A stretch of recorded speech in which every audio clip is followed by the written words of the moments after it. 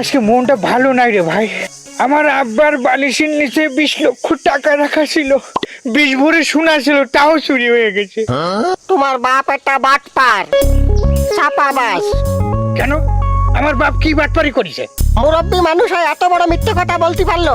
তোমার আব্বা জানে না মিথ্যে কথা বলা মহাপাপ? আরে বাইরে মিথ্যা কথা বলতে যাবো কেন? যেটা সত্যি সেটাই তো বললাম। এই, তোমার বাপ জীবনে 20 লাখ টাকা চোখে দিয়েছে, আবার 20 ভরি সোনা। আরে আমি নিজেই তো তোমার বাপের বালিশের তলা হাতায় মাত্র 20,000 টাকা পাইছি, তাই নিয়ে আইছি। কত বড় মিথ্যে কথা কয়? 20 লাখ টাকা, 20,000 টাকা। শুনলাম তোর বাপে নাকি পাঠাইছে চুরি করতে। কি আমার আব্বা পাঠাইছে? চেয়ারম্যান পাঠাইছে। কিসের ব্যবস্থা করবেন? ব্যবস্থা তো আমি করব। আমি চেয়ারম্যানের কাছে যে নালিশ দেবো আপনার নামে। আপনি 20 লাখ টাকার কথা কইছেন, যেখানে আমি মাত্র 20,000 টাকা পাইছি। আর 20 ভরি সোনা, ওটা তো আমি পাইনি। আপনার নামে আমি বাটপারি কেস।